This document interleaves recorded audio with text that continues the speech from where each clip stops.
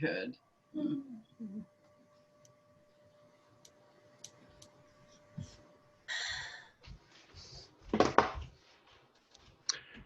I just want you to know that in the last 24, let's see, since 4 p.m. yesterday, I've been on Zoom, I don't know, about 19 hours. Okay, so this is, I'm going for the like the Guinness Book of World Records. Is that a thing anymore, by the way, the Guinness Book of World Records? Yes. Zoom. It's still a thing, yeah.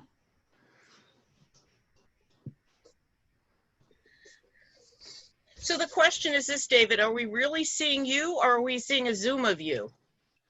A Zoom of a Zoom. Where did Terry Olson Miller go? Where did she go? You know, Terry's got those cutouts. You see that back, those Kamala and Joe cutouts, right? You're really seeing a cutout of me right now. We're Considering that on some of our calls, we had really strange artificial intelligence sort of spam filters. AI can do all kinds of amazing things.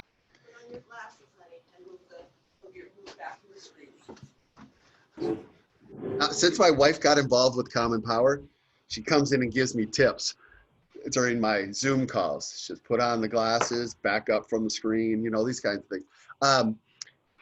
Last night, for those of you that were here, we had a special first-time experience for Common Power. We got Zoom bombed, right? What is that? It's when someone comes into the room and starts doing things that you don't want them to do, saying things. How did that happen? Well, our the link and the password are on our website, right? So anybody can get in. We don't have a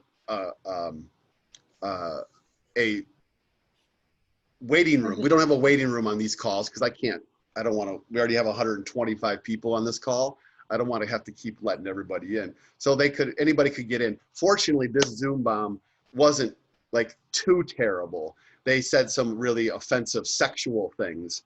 And they did it 3 or 4 different times. And then they disappeared. Boy, I missed that. Yeah. Hey, David. Yeah, Howard. I'm wondering, I don't know what your plan is for tonight, but I'm wondering, how can the Dems avoid getting their butt kicked in every election? How badly we lost the Senate. You know, it's really frustrating, and I'd love to hear your thoughts on that. Okay, probably not going to take that question up tonight, Howard. Okay. Okay. But on Friday, I'm going to be doing a lecture conversation. Charles and I will probably do it together. So let's park that for that one, okay? Okay. Yeah. Thank you. Yeah, totally. That's Friday, David? Yeah, Friday at 5 p.m. Pacific time. Okay. Yeah. I don't know, Charles, are you in here?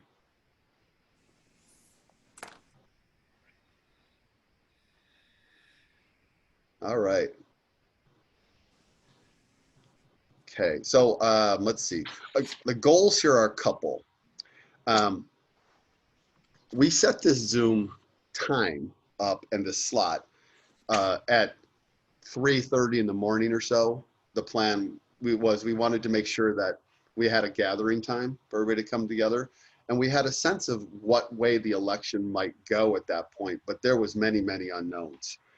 So we just wanted to have a chance for us all to come together to touch base, to be with each other, and to virtually hug each other in this time, and to share some. That's part A, just to connect with each other. Part B was to provide some organizational updates for our work at this time. And so we'll do that. We'll talk about our organizational updates here, the work we're doing, which is not emerging to be a ton of work right now, but is still a wild card. All right. So what I think we're going to do, just to start us off here, is to pop everybody into a breakout room and have everybody share one thing that has been a win, W-I-N, a win for you in 2020, tied to this political work. So it could be an election, it could be a personal accomplishment, it could be a collective team endeavor. It's a win. So we're gonna focus this Zoom call on some of the really great things for where we're at. Okay, so let's start with a frame of a win. Can I chime in here? Oh yeah, man, Charles here. Hey, so I'm looking at the faces here, and it looks like everyone's watching one of your lectures. And they're just kind of like ready for you to show a graph or something like that, and they're just like really. I don't see a bunch of people who are about to win a presidency. You know what I'm saying? Holy shit! Like where is the? There you go. Okay, now we're talking. We need to start this off very clear. We're about to win, y'all. Yeah. Okay. Yeah. Let's come off of mute. Everybody off of mute. Let's go. Let's go. Let's go.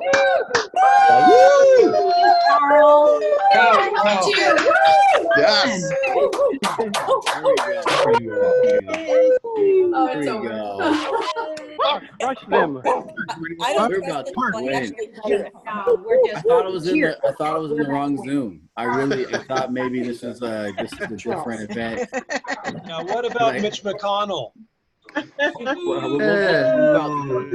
Howard, I think you're in the wrong Zoom tonight. Okay. wins. This is the. Hold on. This is the organization that was formed in 2018 to achieve what we're about to achieve, and then also to keep going and achieve more of these things after this.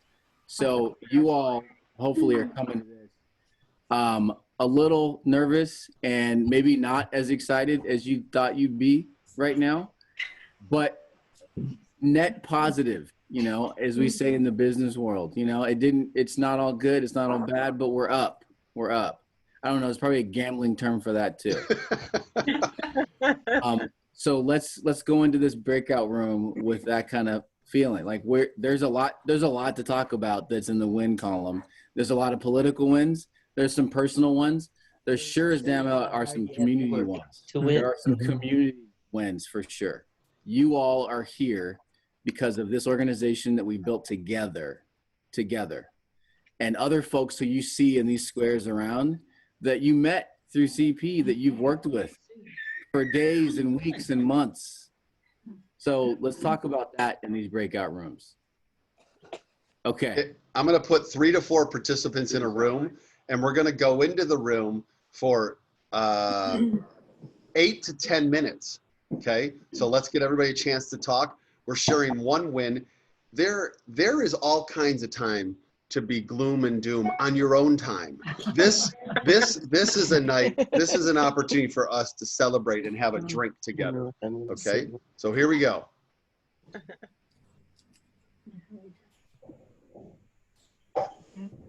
Whatever. You'll have to accept the invitation when it comes to you.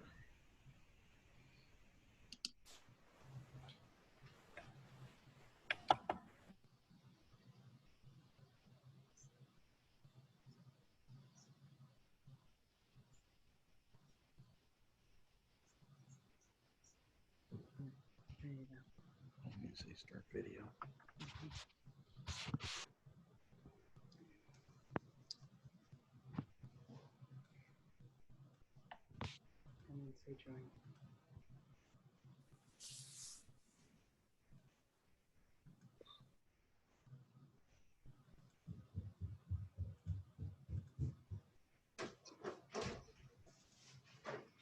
Dad, I think Mr. Joe Biden's going to win this election. I think Mr. Joe Biden is going to win this I election. think he's going to win Pennsylvania. I think he's going to win Georgia. I think he's going to win Nevada. And I think he's going to win Arizona. I agree, He Sam. just has to win 2. Arizona's already locked in, basically. Just Arizona and Nevada, and it's over. Looks really good, doesn't it? Looks really good. The analysis. Sam, you Alternative can't hear events us, with Kenny. Wisconsin You got your Michigan. headphones plugged in. Two huge flips. 2 huge flips, Sam. Huge You got it. flips. I want to see his map. Impressive Tell how me much a you won map. by Michigan, too. All right. Let's see. Some of you have not accepted your Zoom room invitations. I am drying my nails. 6 weeks ago, David, in a gesture of faith, I booked a table for 5 at Piccolino's tonight. And I'm painting my nails blue and wearing blue for the dinner at 6:30. Okay, wait, Arlene, you can stay here if you want. If that's what you're saying, you can stay here. Way to go. Way to go. Well, it was a gesture of faith.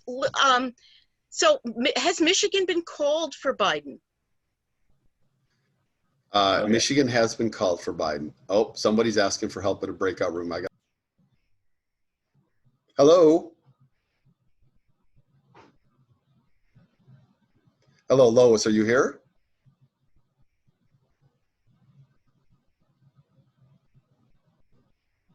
Hello, Lois?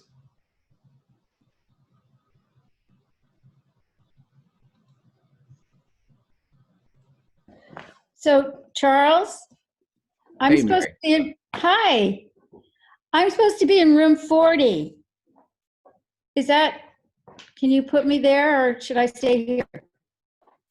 Oh, did you get kicked out? Yeah, they said I was going to room 40, but then I couldn't hear, so I logged in all over again. Oh, got it. We have our Zoom maestro on the.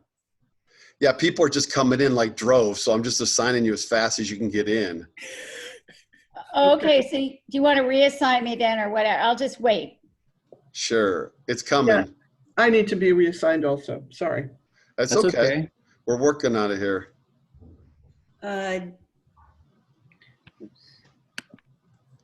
David, Sarah Alsdorf here. I think I was supposed to go to 9. Yes, sir. I don't see you on here as an unassigned. It shows you as a not, you haven't accepted yet, is what I it forgot. says. I think I did. I said later. I didn't know what the format was. If you want to send me to a group, fine.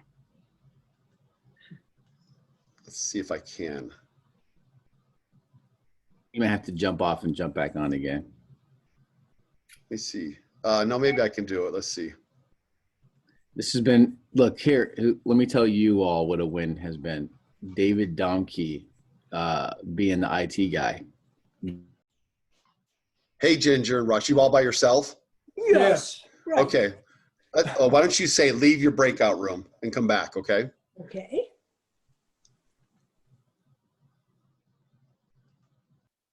Hey, he's back. You okay, man?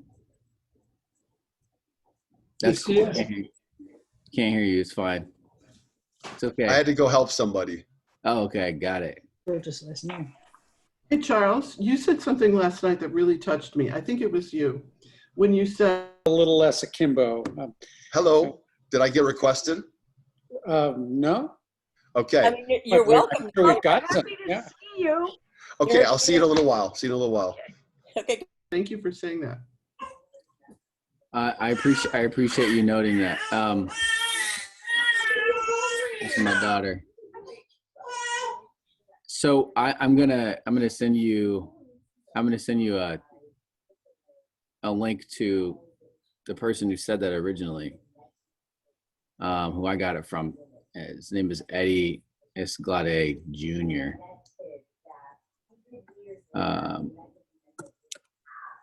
Here we go. And it's the way that he said it. The way that he said it was really, really clarifying. He said it on, I think it was on MSNBC, and they just let him talk. And it was a really eloquent way to communicate this notion of the struggle that we're all a part of, but Right. that black folks experience in a very unique way.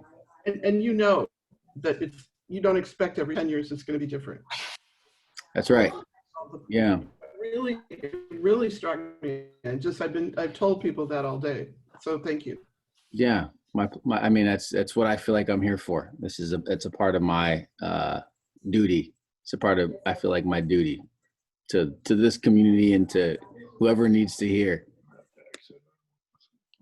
Well, it kind of explains a lot, and I appreciate Oh yeah. it. Hi, Ginger.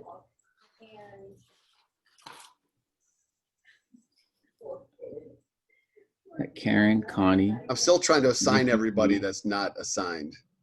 We don't know if it's gonna. That's okay. How long has it been? Hey, probably like 3 more minutes. 3 more minutes? You can come busting in. Don't bother. It's okay. We're here. How about let's just have it here. Sure. We'll do it with everybody who's here. Sure. Yeah. What, you want to, in like one sentence, you want to tell us what you think a win has been? We'll call on people by name. Sure. Connie, how about you go? Connie's done a lot of work out in the field with us. Alyssa Slotkin. Yeah. Okay. Very good. Very good. Very exciting. And you probably did work for Alyssa twice now, right? Yeah. We were 18 there and 20, right? 18, yeah. She's Very great. cool. Mimi?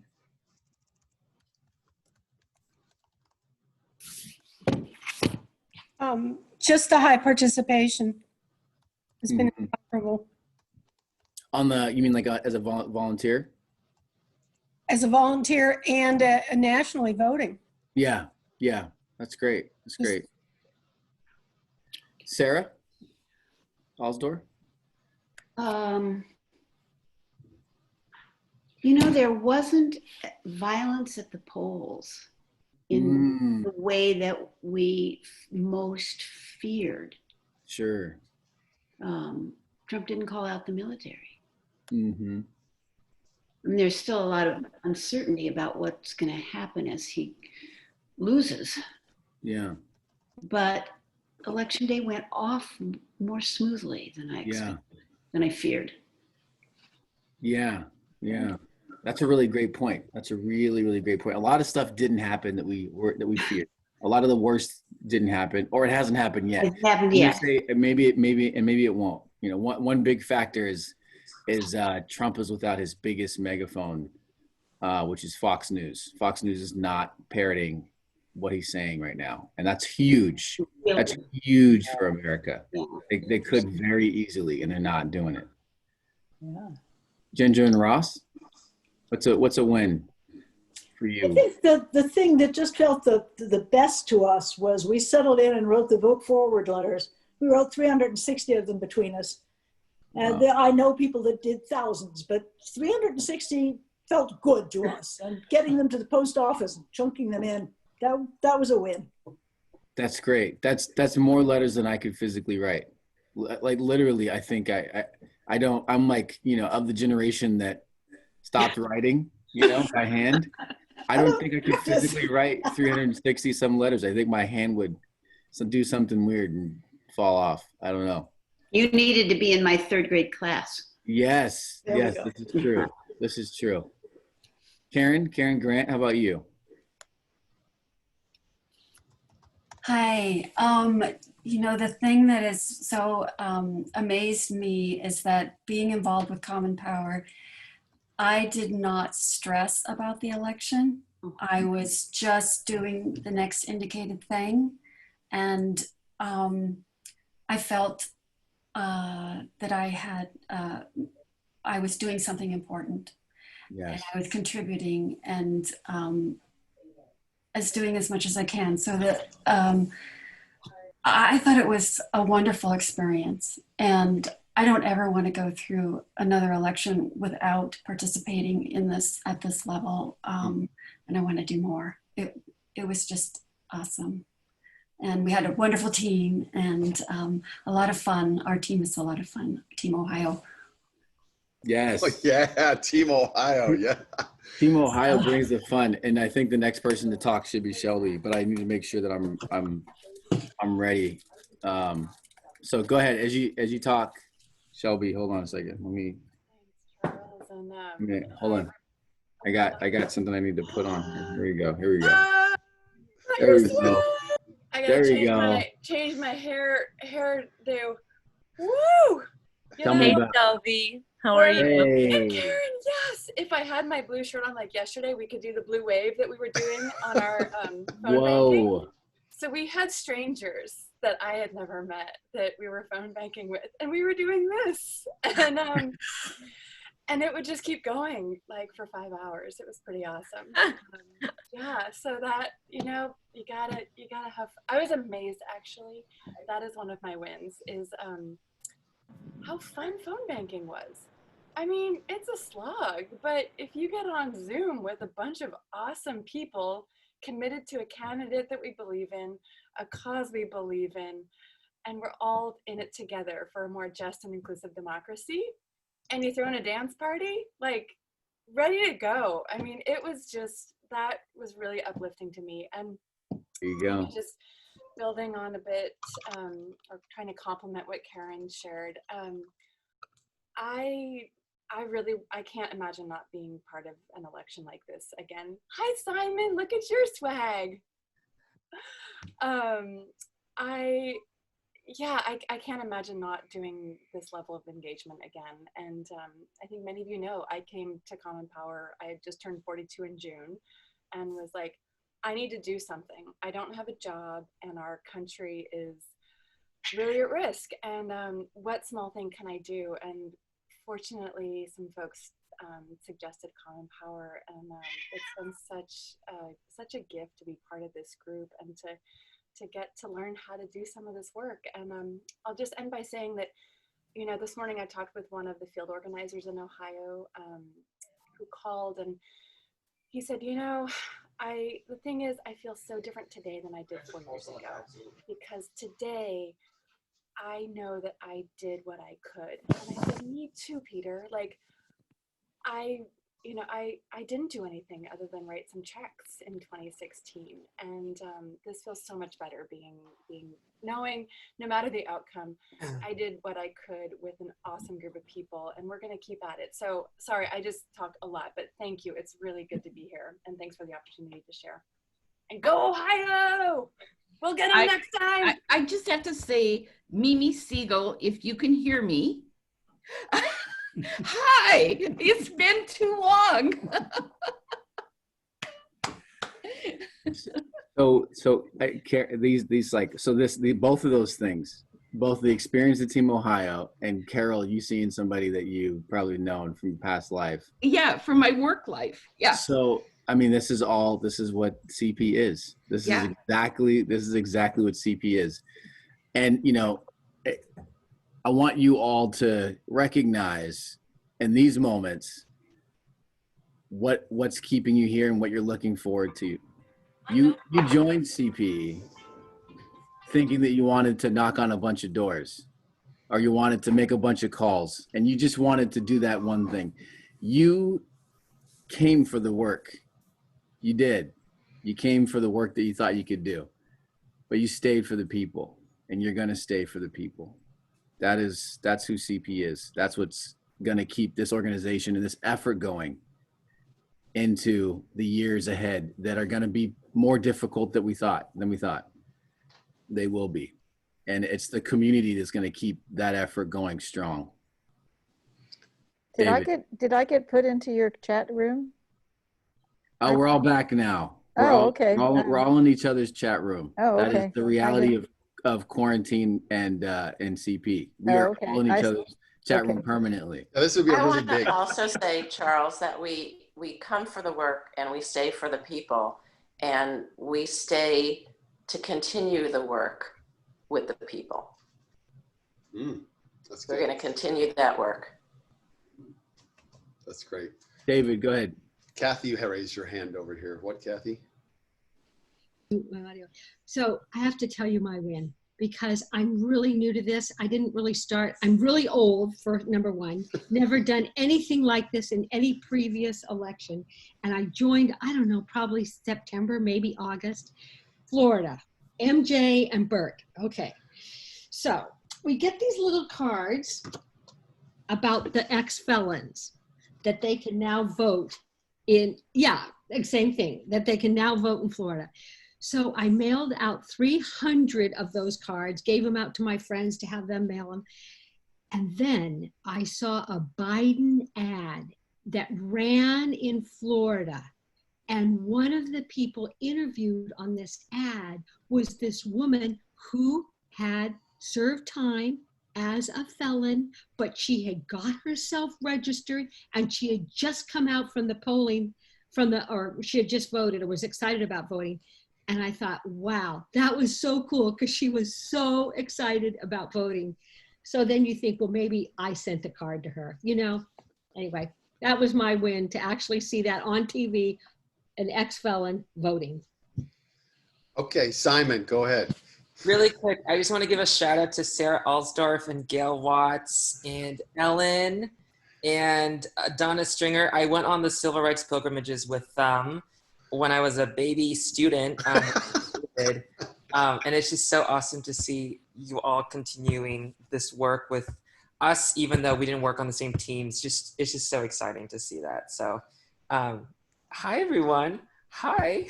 Hi, Simon. Good to see you. Love you. Wonderful to see you. Did you see that Anthony Ray Hinton voted? Was that the coolest thing ever? Did you see that, Yeah. Simon? It was did. wonderful. For the first time, yeah.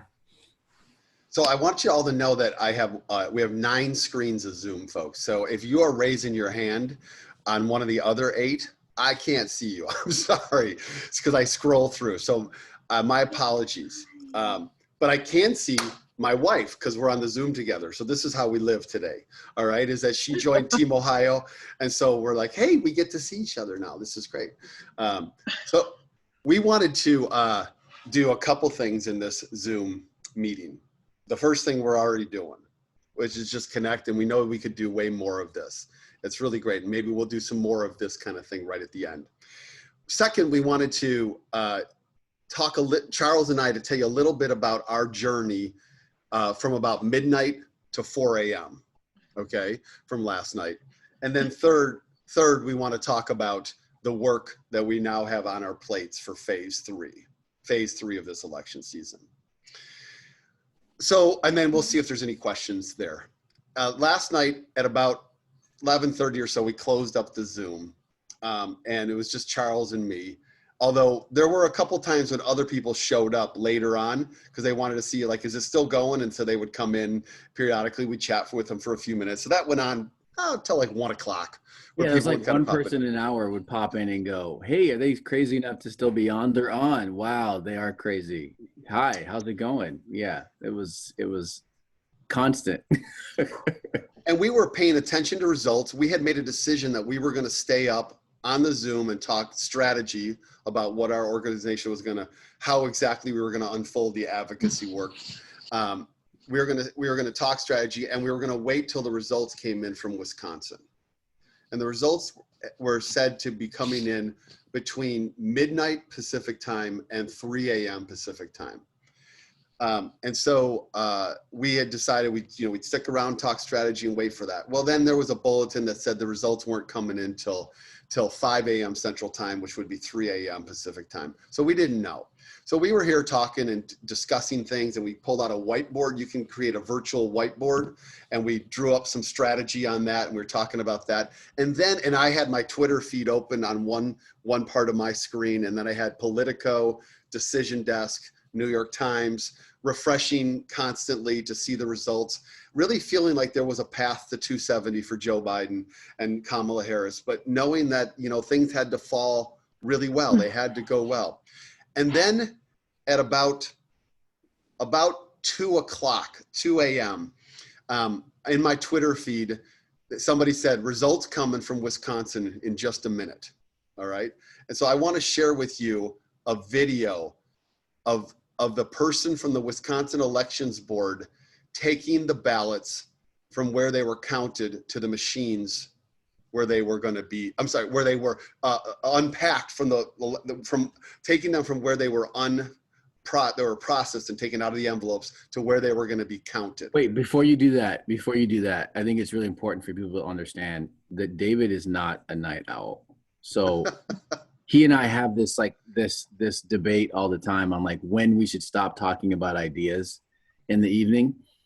We have shared a hotel room and an RV multiple nights over the past 2 years. And there's always this time around 9 o'clock. It's really early to me because I'm a night owl, where he goes, okay, it's enough. I can't take any more conversation. I have to go to my room and process or something weird. And so he always goes to bed early. And last night, it was all I could do to keep up with him. As soon as new numbers came in, it was like he was refreshed like a computer or something, and he was just going. And we were up doing these emails and doing all this planning and stuff. I'm pretty sure I fell asleep with my hands on the keyboard twice, like lost consciousness, staring at the screen. And he was just going like this is his moment. This is totally his moment. So you're going to show us one of the things that you kind of perked up about, and you're like, oh my gosh, look at this. Yeah, I forgot. I got to click these boxes here. Yeah. What? Oh. Okay. So here's the video.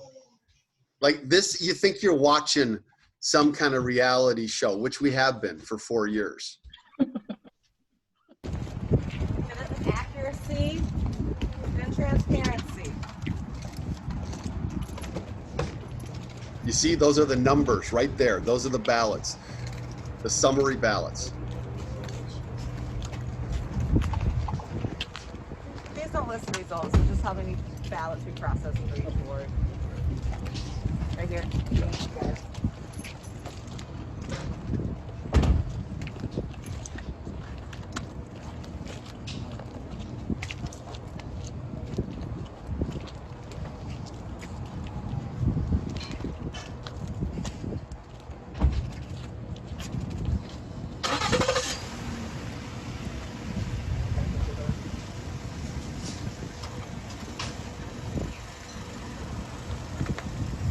Is it like 1 or 2 a.m. our time? Yeah, it's like 2 a.m. our time. So there goes the ballots right there.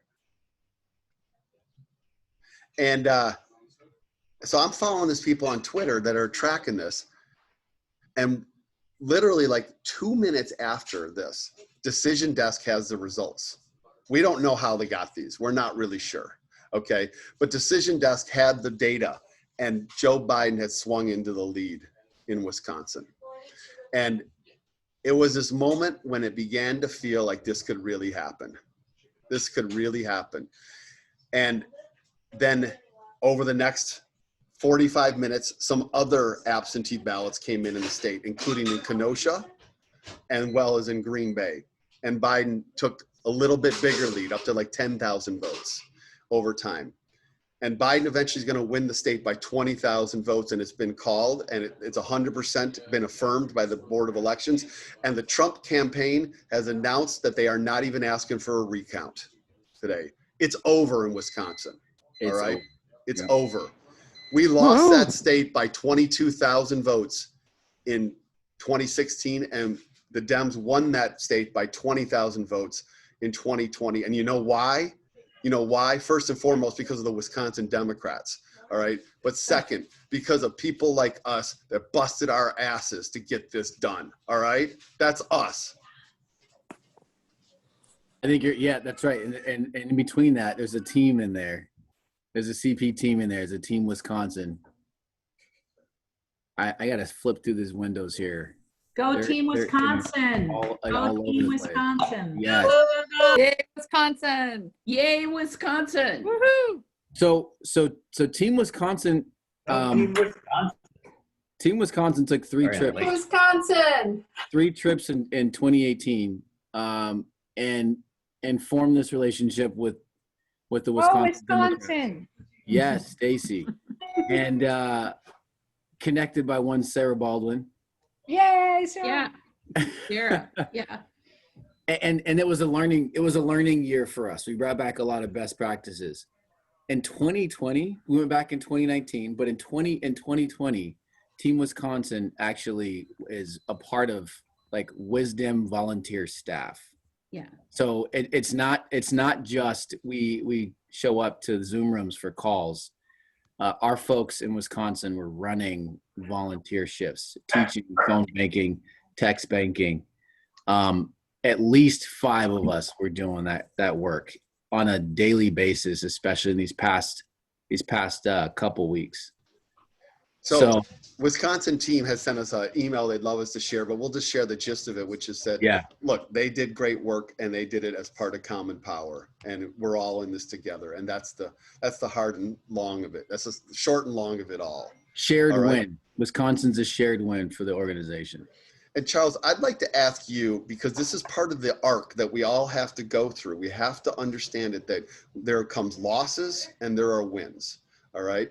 So I know that in 2019, you all went Team Wisconsin to try to flip a Supreme Court seat. Can you just tell a little bit about that moment? And because today's a celebration, but part of the joy today is tied to the pain previously. Yeah. Oh yeah. And the pain some folks are feeling today. There are states that we didn't win like we wanted to. There are races that we didn't win like we thought we would. Team Ohio has one of the best cultures the team has at CP, and we didn't get the result we wanted at CP. Cameron says they're getting booted. Yeah, well, we were too. They're getting booted? That was not for us. Okay. Okay. But Wisconsin, yeah, we did. We had a defeat in 2019, and we experienced that on the airplane. And I was right next to Sarah Baldwin. Sarah, are you still on and available? I was right next to Sarah Baldwin and Phil, I think. And I think Jenny, you were in the area as well. And we were looking at the news as it came through on our phones, and we had just done a ton of work there. And it was heartbreaking. It was a heartbreaking loss. Sarah, are you here? Yes. Yeah, that was heartbreaking. It felt very much like this morning. How do you, so, I mean, we won in 2018, right? We got your niece reelected in the Senate. And we went back in 2019 to kind of keep going on that work. How do you round the corner and come back after the 2019 loss, which put the Supreme Court out of reach for us for years? But then there was that fabulous win just, last, April, right? That's right. That's right. That's April, that was so fabulous. How do you come back though after the 2019 race and say we're going to go at it again? This never ends. Yeah, exactly. You got to keep doing the work. Yeah. And I wish we could do it in person, because it's, there's so much more community involved in that, and meeting, Milwaukeeans for the most part, who are fabulous.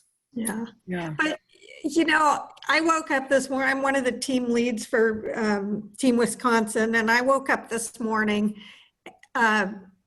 and had not stayed up for the Wisconsin result. So it was so exciting to see Wisconsin win. And it was, thrilling, but still nerve-wracking to see that it looks like Biden's going to win. And I immediately thought of Team Florida. I don't know why it was Florida that popped into my mind, but it was Team Florida. And it was because I know that team has worked so hard. And I know all the other teams worked so hard. And we were lucky enough to be on the team that won. It feels really, really good. But this is what we said in the email, it's a numbers game. It's like sometimes you win and sometimes you lose. And we just have to remember what we're doing this for and keep going. And we're building capacity. I mean, in 2018, we got the governorship in Wisconsin, and that's really changed things, even though we haven't, it's still gerrymandered all to hell. But yeah, we're building and building and building. And as you said this morning, I think 2022, right, for the Senate? There you go. We're going for Ron Johnson. We're going for Ron. Oh, he's coming after that guy. Yeah. Well, hold on. I mean, we're doing that, but next year there's some appeals court races that we're going to participate in too.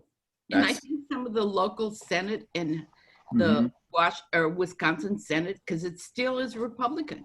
Sure. And that's the same for all of these states. That's the same for all these states. We are plugged in at a level where we can source those opportunities all over the U.S. Yeah. And there's a lot of organizations that can't say the same, that are not going to be around. And we are. And I think our partner organizations are going to be surprised by that. In Wisconsin and in Florida, those teams have experienced that, where there's a deepening in the relationship because we come back. We're not just there in the fall, we're there in the spring. We're not just there on election years, or we're there on off years. We're there when the volunteers have all left, and the newspapers are no longer, or the news media is not there recording their story, and they are coordinating, handfuls of volunteers, and we show up again. That's the difference CP makes. So to pick up the narrative from last night, so we get these votes in Wisconsin, and it's looking okay. We definitely got a path here. And then Donald Trump speaks. Okay, so I don't have these times all exactly right, but Trump speaks, and Trump goes so far beyond what's appropriate legally and politically that he immediately loses half of anybody who might have defended him in the political arena. And so last night, two very, very important things happened that are going to pay dividends going forward. One, the only network that called Arizona for Biden was Fox. And Fox has a really legit data analyst team. Okay, they are separate from those Sean Hannity et al. Kind of folks. They are legit data analysts. And the fact that Fox called Arizona for Biden was bulletproof for Trump trying to attack them. All right. And that anchored and gave a chance for the kind of Biden camp to get its feet under them. And ever since then now, Trump has to navigate the Fox call. And Fox has twice gone on the air since then and refused to rescind their call. Okay. They have refused to do it. And then the second. One more thing on Fox. Fox has been first out on at least one other state. I forget if it's Wisconsin or Michigan. And they're not amplifying Trump's message like they used to. And that is that's a game changer. Somebody mentioned there's not the violence that we all feared would happen now. Fox not amplifying every single Trumpian message is a huge part of that. David. Yeah, well, New York Times has a graphic or a chart or whatever that is listing all the networks and major news organizations and how many electoral votes they've assigned to each of the two candidates. And Fox is at the highest. It's at 264. And everybody else is at like 250 right now. Okay. So it's a glorious thing. Well, last point on this is we all thought there might be a moment where they would abandon him. They would see that he's not going forward. And now they have to reclaim some sort of standing with the middle of America again. And now that we're starting to see them possibly move back in and try to reclaim some of that with these early calls. Yeah. And then the second thing, we'll just direct you to our podcast from this morning. Christie on ABC News, a former governor, Republican governor of New Jersey, but also a former U.S. attorney, spoke out quite critically against Trump's speech last night and said it was not appropriate, that it was wrong. He shouldn't have done it. And I think that what we are seeing now is Donald Trump trying to figure out how to leave the stage. And it's going to take a couple weeks, but it's unfolding before our eyes. And I think that for all of us that have just been so damaged by him every single day for the last 5 years, the reality is that we're going to watch it unfold in real time, and we're going to see it happen, and it's going to be painful. There's going to be a lot of court decisions. There's going to be some gnashing of teeth and whining, but it is unfolding right now for us. So let's treasure this moment. I want to say that going into last night, I'd hoped for a very significant 350 plus electoral vote victory and a sweeping of 5 or 6 seats in the Senate, and certainly a better outcome in the House for the Democrats. But I think that that's probably unrealistic. We live in an extremely divided country. We live in a country that was facing re-election for an incumbent. Only 3 incumbents in the last 108 years have lost their re-election pursuit. It is a very powerful position to run as president. And we're very divided. You had an incumbent. Trump dominates the news discourse. And the tie that voters have psychologically to Trump is so very, very high. So I feel today that actually the better frame for understanding where we are is that we have turned a really powerful tanker ship around. And that tanker ship was the tanker ship of voter suppression and kind of hostility in racial terms in the voter arena. We haven't taken control of that tanker ship in any kind of positive way, but in the last 4 years, we've been able to wrest it out of the hands of the Republicans and to say there's a fight here and we're in it with you. We and many other orgs. So it seems to me that if Biden and Harris get to 300-ish electoral votes, we need to see that that is a major, major win. Even if we don't have control of the Senate, and even if we didn't gain seats in the House and we didn't win the kind of down ballot that we wanted to. To me, this is like the necessary step to our what we want to accomplish going forward. It's not enough, but it's necessary. So we talked behind the scenes about having this be an hour, but I'm willing to hang out and answer questions. We got 15 minutes in that hour, but you know, let's see where the conversation goes. I want to see some questions roll in. David, you think we should drop them in the chat maybe, since we have so many folks? Yeah, people have been putting them in the chat, but we should say something for 2 minutes about the work we're doing right now in phase 3. Okay? Yeah, start dropping your questions in the chat or thinking of them. And if they're really good, we're going to have you say it out loud. How about that? I'm going to share my screen here so that we can go to our webpage. But first, on the way to go to our webpage, I want to show you, this just went up an hour ago. This is the Biden-Harris transition page. Nice. Buildbackbetter.com. Build back, and you see it right here. This is what it says. I'll give you a second to read that.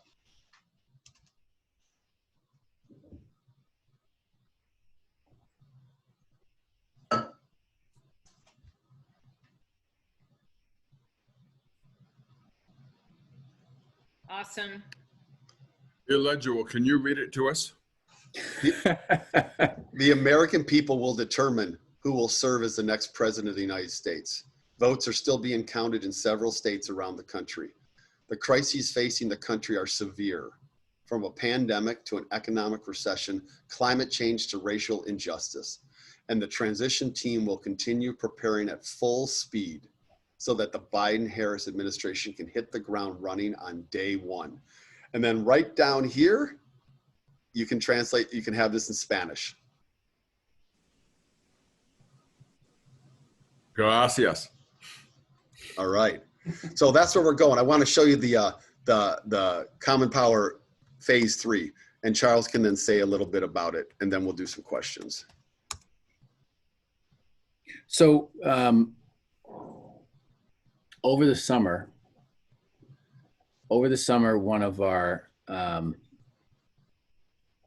our super volunteers and Wisconsin team leads sent us this article about a group that was wargaming what could possibly happen for this election.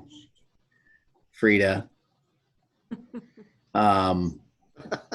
you all, I mean, if I describe this person and you already probably know it's Frida, but so Frida sent us this thing and we start looking at what should be this broader idea of election day and election season, and started to see our work in the scope of a multi-phase season. And this mental shift as a community is what we started to use in the summer to help people understand that it was longer than just election day. Can you bring her over here? I think she hears me talking and she wants to chime in. So we're in phase 3 right now. And this is just to show that we're thinking through this entire process. Phase 3 is, to be completely transparent, it's not going to be as busy or as hectic as we all thought it would be. David said we're going to talk about the work that we're doing. It's highly likely that this work is very short, that we're doing this work for a day or two.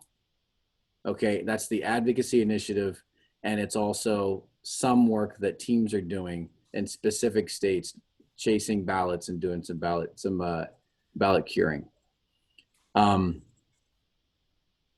I think we should talk about the Advocacy Initiative specifically, though, because everybody on this call can do that tonight. David?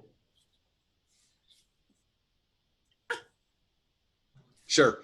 So the Advocacy Initiative, we ran that in spring around pushing states to expand voting access with absentee voting and early, more early in-person voting. And that was a spectacular endeavor for us that we and others got helped these states to make these decisions. 23 states eventually adopted more accessible voting practices for this year. And there's no question that this spurred our highest turnout in American history, this plus the loathing of Trump or the love of Trump. These things came together to spur our highest turnout. 160 million Americans will have voted by the time we're done. So we've been part of that, and that's a huge win for democracy. More people voting is nothing but positive. We will lose and take that if people are voting. But we also want to use that Advocacy Initiative model for periodic projects when we want to put pressure on elected officials. This is one of those moments. We will have another moment when we get to the redistricting process that is going to occur in the first, not right off the bat, but in spring of 2021. But the Advocacy Initiative involves contacting elected officials and asking them to do, in this case, to count all the ballots and to be transparent about the process. And it's right up here under the Advocacy tab. Just go here. And here's that Charles and Daniel put together this webpage. Charles and I were rewriting some of this language last night because you can see us. We say right here, President Trump on election night said, yeah, we were able to rewrite that because he'd said it. That's okay? Right. The verbiage before was more like there could be this and this and this, and then we had to change it to he's crazy. We need to call and text and email and stuff. And so we started out. We were ready to go with I think 26 or 27 states, which was reflective of all the states that we've been doing teamwork in, field work in. But we narrowed it down last night to the states that we know have one of two things: an either super close election, or or counting of ballots beyond election day. We can actually take Maine off of this list because unfortunately Sarah Collins has won Susan Collins has won that Senate seat. And so we have Maine on here because of the close election. But we know that Pennsylvania is counting absentee ballots, and already there's been a couple court cases brought about that, and we want the elected officials to do the right thing there. North Carolina is going to count elected ballots all the way through November 12th, and they're doing ballot curing right now. Georgia's doing ballot curing through this Friday. All right, Michigan, it's deadly close. We know that. Wisconsin is looking pretty good. If we indeed see the Trump administration not following through with any kind of lawsuit, we'll take Wisconsin off. But we didn't know that was going to happen last night. And then Arizona is still going to be counting ballots, but they had to be postmarked by election day. But they are going to be counting ballots for a couple days, and they can be cured for a couple days. And Nevada will be counting ballots for a week after the election. And we just want the election officials in all of these states to act with full election integrity. Okay. And so here's the scripts and templates. You just click on this and it comes up, and we ask you to email, to tweet, or to call. Here's the steps. When we're done with this call, I'll take Maine off of this list for the folks, and you have phone numbers, you have emails, and you have Twitter. Use the scripts that are here. There's the scripts. Use the contact info, log the information. Now, as Charles said, we might only end up doing this 2 or 3 or 4 days. We might, okay? But we don't know. we're not going to get too far ahead of ourselves. We're taking this one step at a time. And right now, the more we can be vocal, the more we can be letting these officials know that we're watching, that the eyes of the nation are watching, and that we need them to do the right thing. They respond to this pressure. This is something they understand. So please join us on that. So I want to talk some more about this conceptually, because this is something that we implemented spring of this year, and we'll be doing more of this kind of thing in the future. So future being 2021 and 22. There's this top and bottom strategy now where we're going to put pressure at the top level like this with volume. I think it was upwards of 40,000 times we reached out to one of these 4 folks in states for advocating for mail-in ballots in the spring. So top pressure on elected officials, and then ground level pressure with voters and getting folks registered and getting them out to vote. That is going to be the high-low strategy from here out. And in the future, we're also going to mix in more, I'd say 1-to-1, top to top advocacy in person if we have to with elected officials. We've done enough work in some of these states for elected officials, state ledge level or federal Senate level, for them to know who we are. And so now we'd like you all to defend democracy, to fight for voting justice. And we're going to bring now some of that CP brand that's built up over 2 years, and we're going to talk to these elected officials in a way that holds them accountable. Yeah, we don't want to spend a lot of time talking through the Advocacy Initiative here because we've laid it out step by step on there. It's specifically laid out for people just to show up and do that. But real quick, I saw 2 questions in the chat. One, can you do multiple contacts at one time? Nope, one at a time. 2, do these folks pay attention to us from out of state? They don't actually know we're out of state 90% of the time. They don't ask us that. They just take the information that we give them, the script. When you send emails, you often have to put in an address, and that's still fine. Put in the address. Let them know that we from Washington are paying attention to what's going on. This is all about volume and pressure. It's all about volume and pressure, and it makes a difference. This is our contribution to what we can do. We're not lawyers. We don't live in these states. This is what we can contribute to pressure Michiganders, North Carolinians, and so on, to do the right thing. All right. Let's take some questions. Yeah, let's do it. Let's take some questions. Here, I'll pull them up, okay?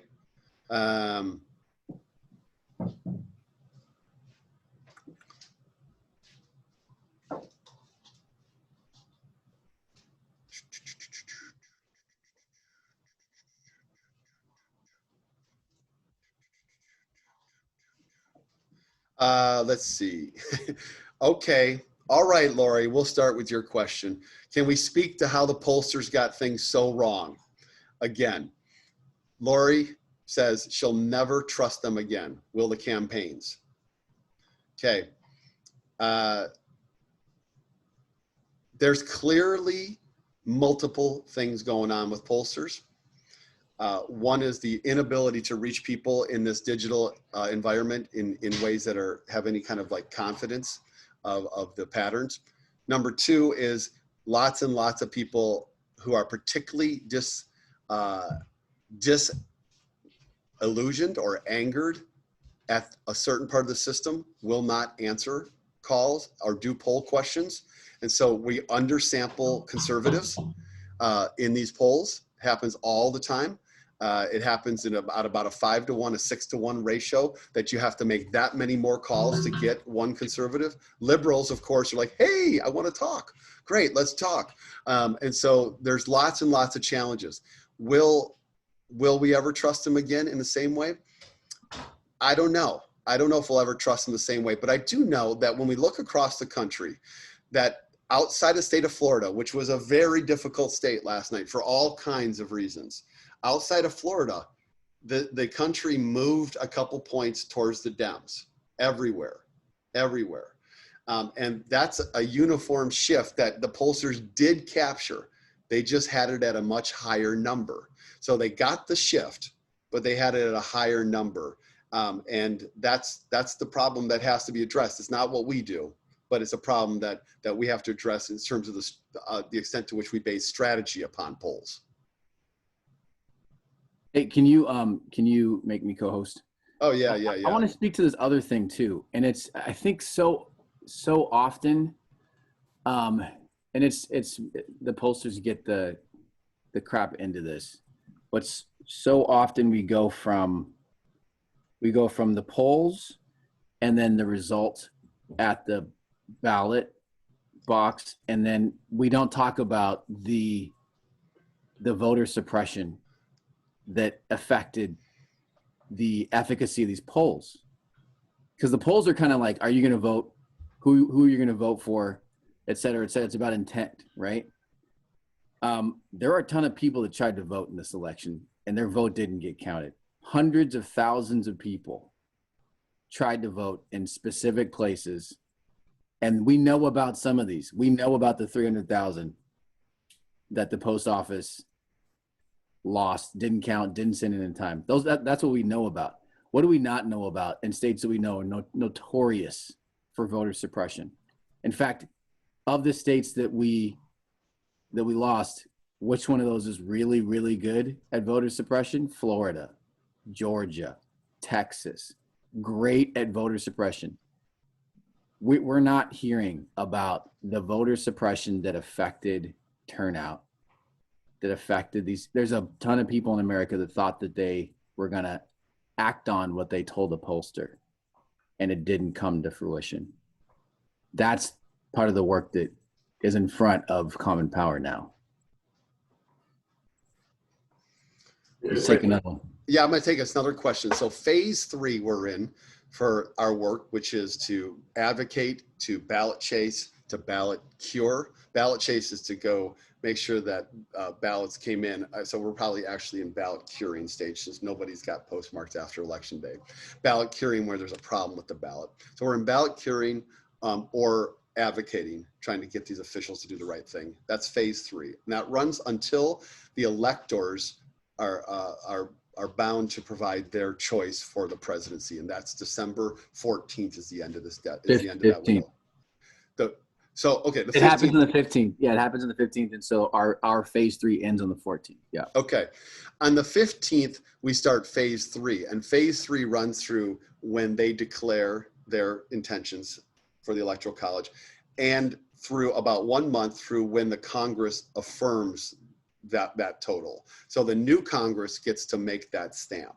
All right. And just quick aside, Mark Kelly is going to win a special election in Arizona, and that's a special election. So he's seated at the end of November for his seat. So he'll be in the Senate in about 3 weeks. That's great. I mean, that's great. Martha McSally lost for the second time. All right. She was appointed twice and lost twice. That's not an easy thing to do. Okay. In that 4th phase comes kind of the mountaintop moment for Common Power in the next 2 months, which is a runoff election in Georgia. Okay. And what happened was after the Civil War, white leaders in the South who didn't want the newly enfranchised black men to be able to control the political powers in the state, put into place a runoff provision for U.S. Senate elections and for governor's elections. And what those runoff provisions said is that nobody could win an election as a candidate without receiving 50% of all votes that were cast in an election. So if there's 2 candidates, whoever wins is going to get 50%. But if there's 4 candidates or 5 candidates, the white racist leaders wanted to make sure that a minority of the population, these black men, would not be able to choose like 30% of them to win an election. So they always wanted to make sure there had to be a majority victor for an election. And they started with governorships, and then they transferred this policy to U.S. senatorships as well. Georgia is at the top of this mountain. In 2018, Stacey Abrams lost, but she lost, but she officially did not get enough votes. And she came very close to forcing it into a runoff election, but she didn't. This time around, at least one of the Georgia Senate races is going to a runoff. We know that already. And that's January 5th. So that'll be a U.S. Senate election on January 5th in Georgia. There is a very high likelihood that the second Georgia election, Senate election, is also going to go to a runoff. David Perdue, the sitting incumbent, has a lead, but it looks like a very good chance that the votes that are still coming in Georgia will knock it down below 50%. If Perdue does not win the Georgia race outright, then those 2 Senate seats are for control of the U.S. Senate. Okay, they're for control of the U.S. Senate, and we don't have to have a villain when we're out there working, but it always helps me to have a villain. It's out so there easy this year, though, isn't it? that I'm working against. And so Lindsey Graham and Ted Cruz, but in this runoff election, the special Senate one, the villain is Kelly Loeffler. Okay, and you can read all about her. And there will be people mobilizing from all over the country to beat Kelly Loeffler. She's running against the man who is the pastor at Ebenezer Baptist Church in Atlanta, Raphael Warnock. So there's going to be at least 1, maybe 2 Senate runoff elections, probably 2. That's going to be a big part of our work starting in December. Okay, a big part of our work. And Charles and I haven't talked this through, but we've talked enough about it. We really want to try to make that a trip we travel for. Okay. We really want to try to travel for that. And so we'll set up kind of 2 bundles, like folks who don't want to travel or can't, and folks who want to try to travel. All right. And so we're going to really come at that and see if we can put a protocol together for how we can do that as an organization. So we're starting with that as a mindset. We need to live with COVID. Charles and I, one of the things that we came through in our discussion last night was there is no return to normal. There is not. That's right. There is no, we cannot live waiting for the return to normal in the COVID world. And there is no return to pre-Trump. Yeah, there's no pre-COVID and there's no pre-Trump. That's right. That's right. This is where we live now. This is where we live now. So we need to be able to win and be effective in this environment. We did that this year with Common Power. It's time for us to figure out how to travel. So we tested this out on our road trip where we crossed 32 states, something like that. Yeah. In 2 weeks, stopped in about half of them. And many of you on this call have tested out travel, either driving or flying. And there's a way. There's a way to do it. There's a way to do it safely. Some folks travel to work at polling places in places around the country for this election that we know that are part of CP community. And so we're going to be incorporating a lot of those learnings into the planning for a January trip. Maybe. This is a maybe. If COVID explodes, then of course we're not going to send teams of people up there. But if it's manageable, then we really want to do it. Sure. Okay, so you're going to hear more about that. You're going to hear more about that, but know that we got another election coming, and it's a really important one, because I know that once you start to do electoral work, it becomes like an adrenaline, like a drug, Shelby. And so you gotta want the next one. You got to know when the next one's coming. So it's coming soon, people. Okay. Yeah. So that's the end of the election season for us, is the Georgia stuff. There's a question in here about when do we start planning for 2022? We're going to start planning for 2021, like over Thanksgiving dinner. That's what we're talking about. There's a lot going on in 2021 that we're going to be active in. And we're not waiting until 2022 to get active. CP will be doing stuff in some of these key states. Virginia for sure.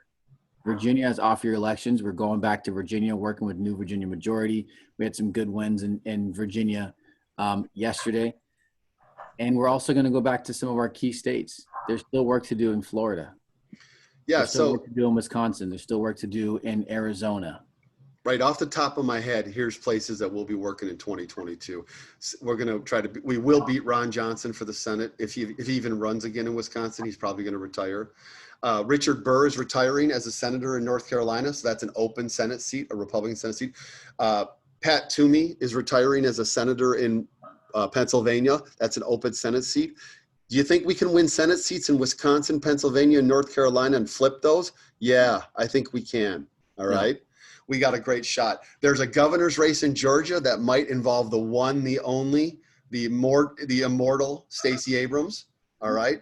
There's a governor's race in Wisconsin. There's a governor's race in Arizona. Mark Kelly, who's about to win this race, has to run again in 2022 because it's a special election. So he has to be up again in 2022. So there's plenty of stuff out there that we're interested in. We are very engaged in, particularly in that kind of ring, that half smile, that smile across the country, from Virginia on the east down with the smile through the Carolinas, Georgia, across through Texas, Arizona, and then up into Colorado and Nevada. Those are going to be key states for us in some of these states. And then we'll do that other half circle across the top through the upper Midwest states. Another thing you're going to see next year that we've already started moving on right now is a return to some of our next generation leaders who take a leadership or a co-leadership role on these teams. Those of you who've been with us since 2018, remember when all the teams were led by folks that were college age or a little bit after college, 20s-ish. And we're getting back to that. So thanks to Larcy and Action Academy and CP Future. And some of these folks you've seen in these teams making calls in the past few weeks. And they are fearless. They're fearless. And three of them actually were up with us until about 1 a.m. last night. And one of them we had a debate with on whether or not he should go to school today. Is he here? I don't know. Hayden, are you here? We took a vote because there were 4 teachers still on the call, and we took a vote and we voted unanimously that he should skip school. Okay, Larcy, he keeps tabs on all of her children, she's saying he's not here. He's probably exhausted after last night. But these folks, some of them will join teams next year for sure, but a few of them are being groomed right now as we're calling it crew leads, and they're in training for team leads for next year, and they're fired up and ready to go. And that's going to be kind of a return to form for CP in this odd year where we get to kind of train some more, rebuild, and get ready for these 2022 elections. Next question here, David. Sure. Somebody asked, hey, what states split their electoral votes? There's only 2. It's Nebraska and Maine.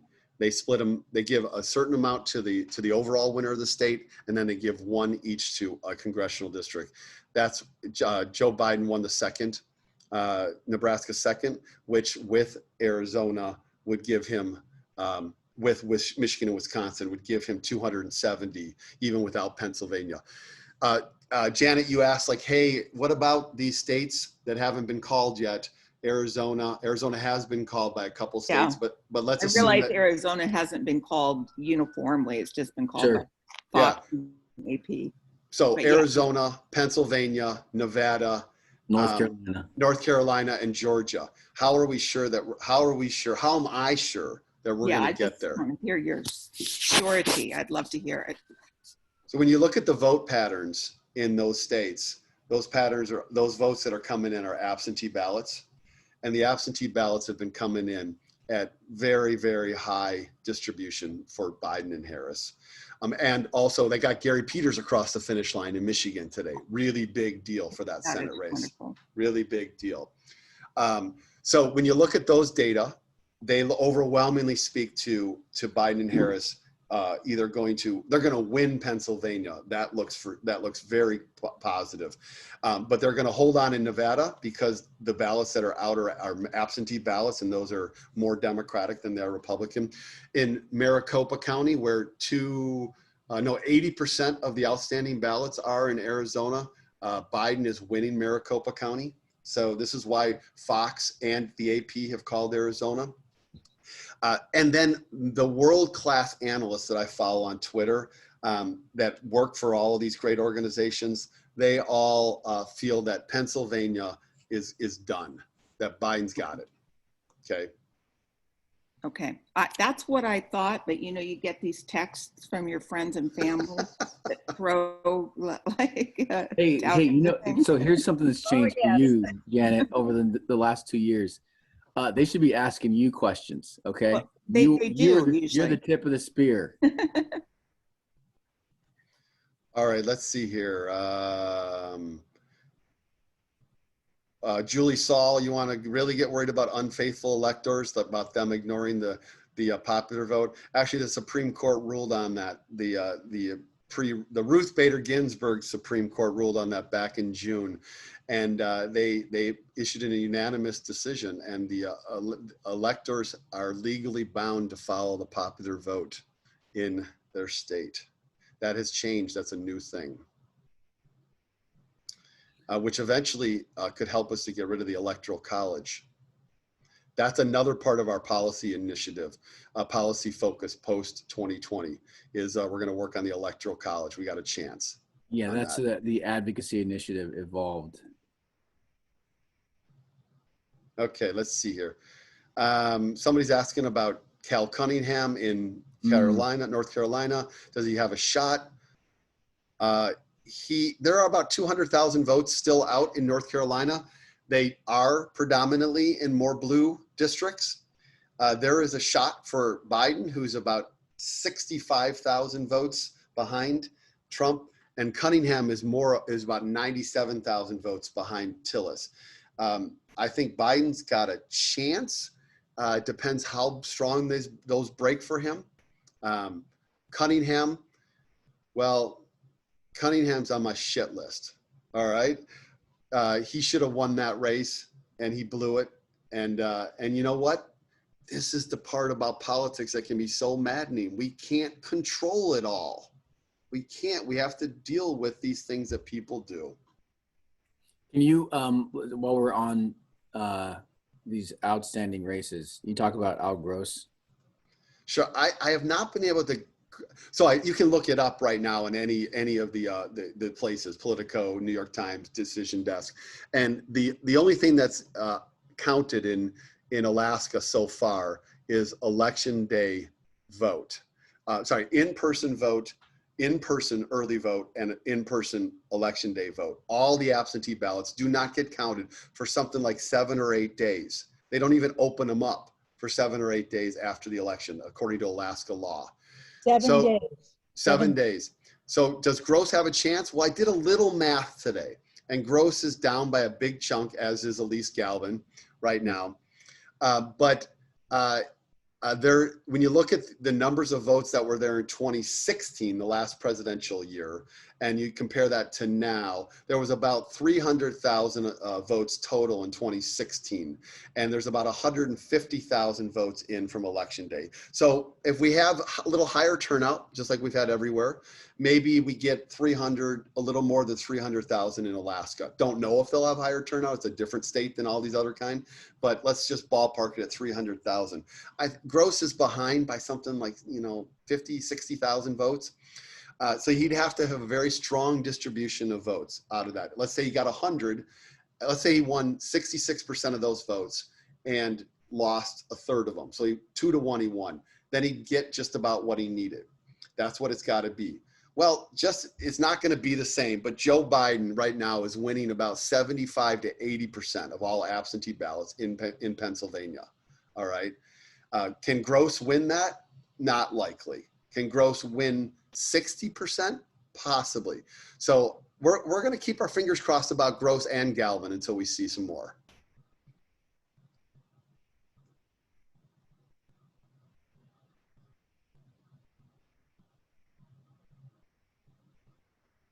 All right, what I'm looking here is seeing if there's any other outstanding questions. And by outstanding, I don't mean like quality. Okay, I mean like not answered yet. Okay.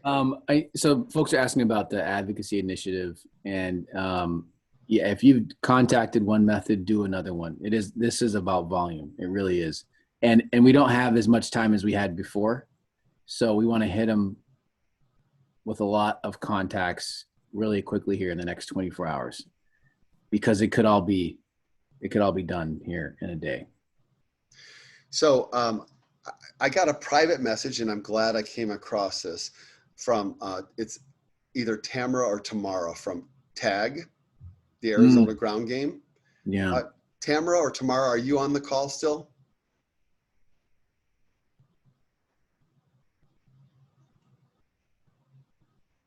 Okay. She just said that she had come back from she wanted me to share this. She said, oh, you're here? Do you want to say it out loud, or do you want me just to read it? Oh, I would absolutely love to say it out loud. Sin told me about your meeting tonight. This is Tamarella with the Arizona ground game, and thank you, Common Power, for amazing, just beautiful people. People I would like to invite over and spend a weekend with. All of our team has just been enamored with the help, and you did it. I mean, we believe, obviously we don't have the results, that Mark Kelly is going to win, Biden's going to win. We might not necessarily have won the 2 local legislative races, but we gave them such incredible support. They are so happy for the work. And so thank you. That's great. And there will come a time where you get to have dinner with some of these folks. That's for sure. That's for sure. Okay. Arizona is right there at the top of our list for long-term engagement. Yep. We will be in Arizona every single year from here out. All right, I'm gonna have to build a bigger house.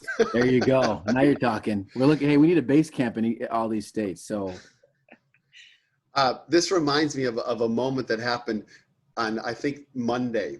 The Deep Red team and I hopped on to make some calls with them. We're calling for Joyce Elliott in the Arkansas 2nd, and about 15 of us showed up for a phone bank. And just a second. Yeah. And we came on the phone bank, and I'm not usually in this group, so I was just kind of along for the ride. And somebody who was on the phone bank, there were 3 or 4 people that were on the phone bank, put in the chat after she saw everybody kind of descend. And these Deep Red folks, you don't mess around. There's not like chit chat, fun. Like they're like, hey, how you doing? Let's get to work. All right. And so Deep Redders, this person put in the chat, she said, I don't know who you are or where you came from, but we are so happy you're here. All right. Thank you. yeah, and many of you who have been making calls for some of these state ledge races, you've probably had similar experiences where we decide to go into a Zoom room, and we're the biggest group in that Zoom room. And we're making a major difference there. There's a question in the chat. Is there any Deep Red wins? The Deep Red looks like they're going to get 1 win. Ben McAdams in the Utah 4th. Looks like he's going to hold on to win. It's not for sure, but he's looking like he's got it. But we did not win. The Deep Red team did not win 2 House races. Well, we in Common Power did not win 2 House races in South Carolina, the South Carolina Senate race, the Doug Jones's Senate race, Kendra Horn's congressional race, Joyce Elliott's congressional race, Mike Espy's Senate race. But that initiative is written into our DNA going forward. Okay. That is going to be a big part of what we do. We are going to push into red areas, because that's how you change this country. So I think also the Deep Red folks, they entered in to that team knowing that it's highly likely you're not going to get any of these wins. And that's a part of the Deep Red kind of culture, is you're going to go in and have tougher calls. You're in there thinking, you're probably not going to win these things. And the volume of calls that you're asked to do is pretty high. That's the way Paul runs the team. That's the way Sherry runs the team. And we've learned a lot from their effectiveness during this season. And we're going to implement some of that going forward. There will always be a Deep Red team at CP from here out. And hopefully sometime in the future, we're going to be sending them into these states physically to knock on some doors. Okay, I think we could start to wind it down here. And if people want to stick around and ask more questions, they can. But Marty said, hey, can we reiterate the call for the advocacy work? Yep, please, we need everybody to do the work on our advocacy page. We're probably not going to do it too long term here, but we need to push hard for the next week in those key states. I'll take Maine off of that list. But all of our other states, we are contacting the governors, the secretaries of state or / election officials, and the 2 U.S. senators in those states. We are also, through some of your teams, asking you to engage in some ballot curing. That Charles is heading that up, and that's operating through some teams. We're not doing a ton of that, but we're doing a little bit of that. So I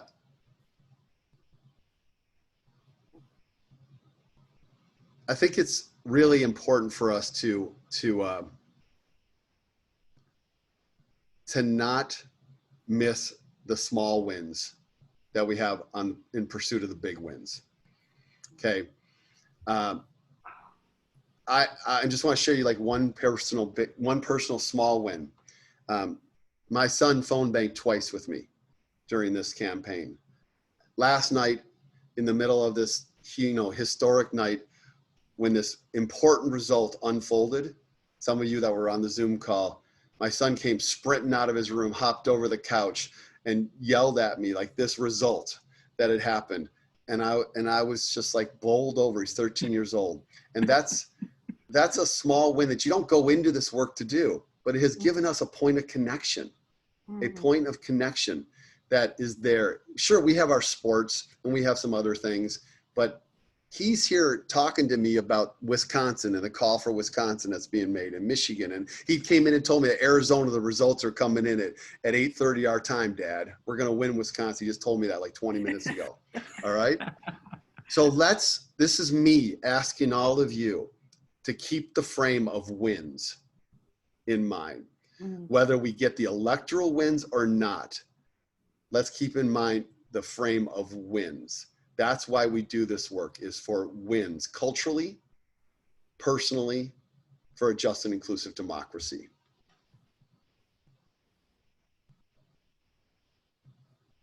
Charles, you want to say some final words? No, man, that was good. When you throw out the just and inclusive democracy, that's like when the curtains kind of go, Yeah. Hey, wait a second. Oh, sorry. Bob and Pamela are on here. Yeah. I know. I saw him. So Bob's got the hoodie on, so I thought maybe he's trying to go incognito. Well, we don't have to. I want to give a little shout out from Alabama, Deep Red State, and we had some small wins here, and because of the work that Doug Jones has done in the state of Alabama, we have a new Alabama Democratic Party. And Doug Jones is the effective head of the Alabama Democratic Party now.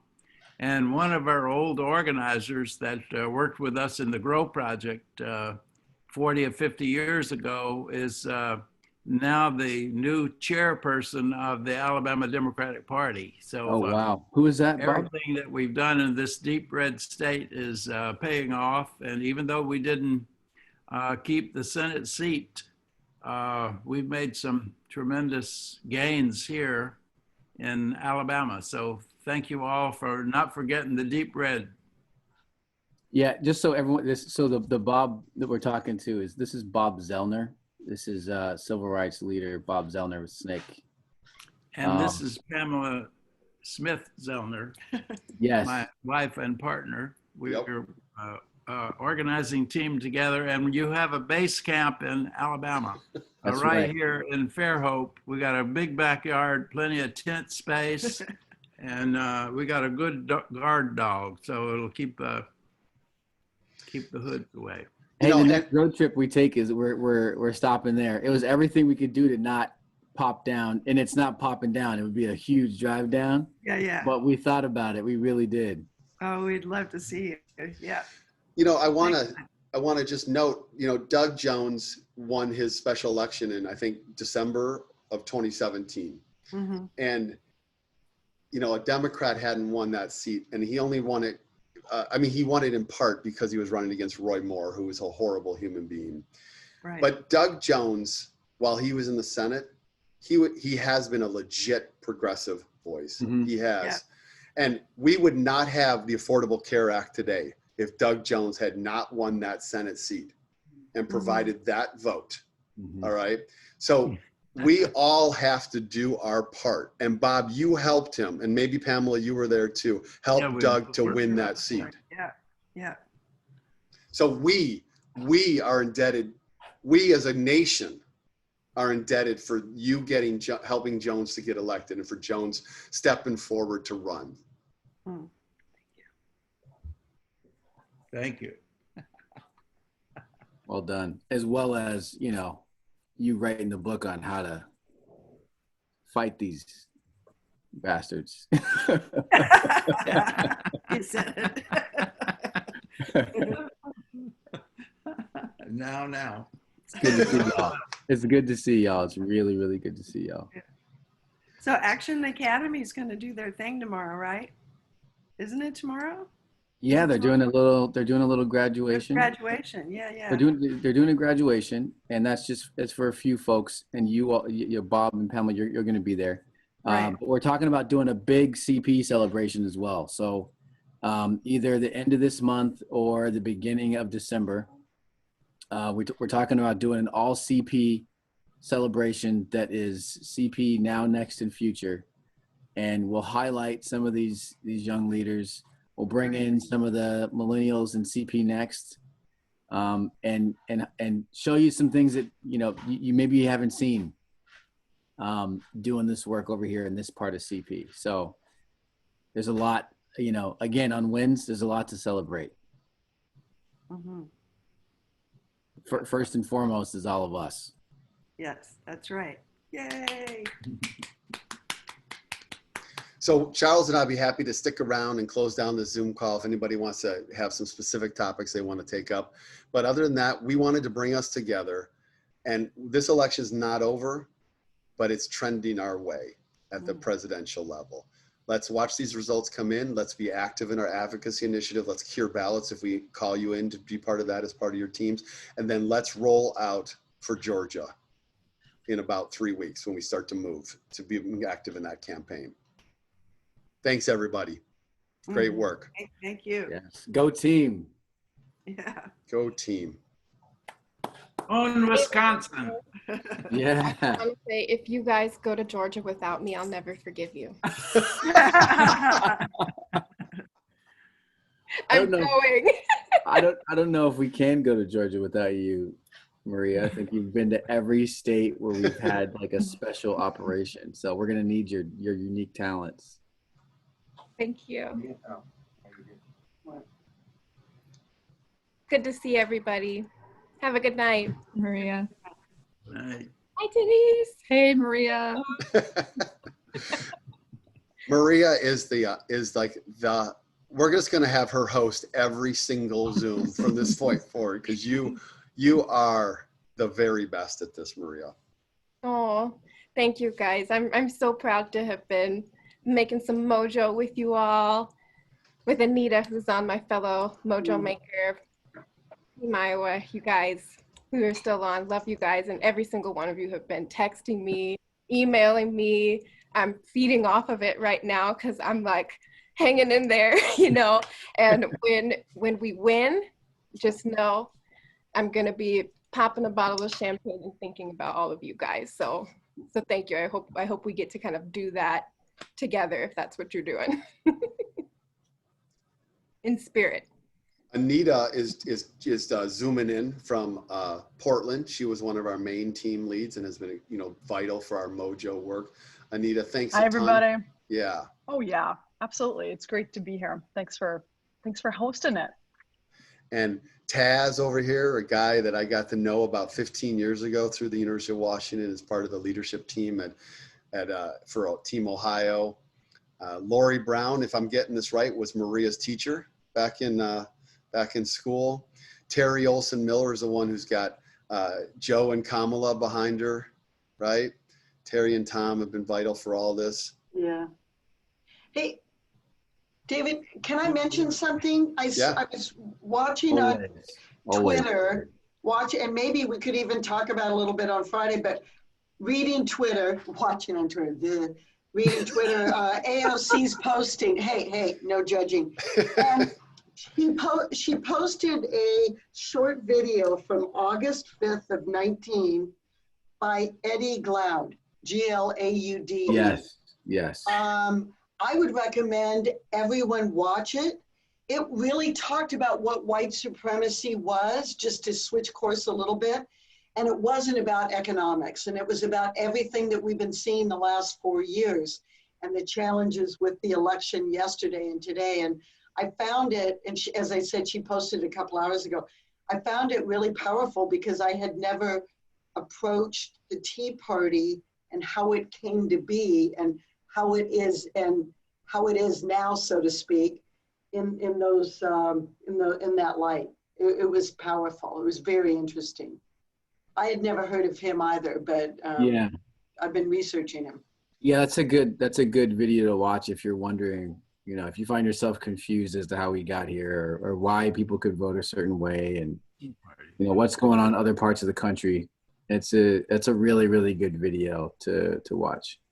And I would hope that when we talk about the future, we talk about what we learned from this and the stuff that quite honestly has been very demoralizing to everybody I know about what this vote means in terms of the high numbers for Trump, but then being able to contextualize it to say, okay, how are we going to lean in even more on these issues? Because it's too easy to just generalize, which is what I do. Yeah, the high level message is this: is if you joined CP because you thought you needed to put a fire out and you thought it was temporary, you are mistaken. Mm-hmm. This is not a temporary endeavor. This is the long haul. And perhaps, I don't know how you got here.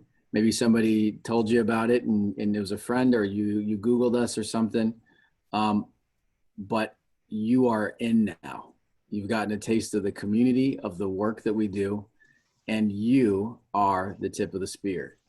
We are ground level. We are the people that are going to make the change that we need, that we need a ton of, actually, across the country. And so we're going to keep pulling you in, and we're going to be doing this work every single year.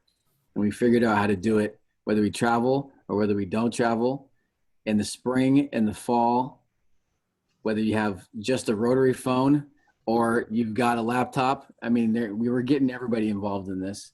And once you catch this bug and you see that the country needs it as much as it does, there's no going back.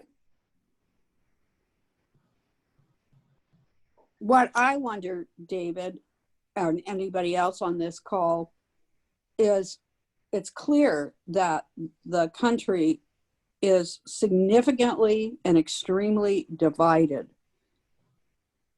How do we understand and meet the need of those people that are so angry and feel so disenfranchised that we are two countries?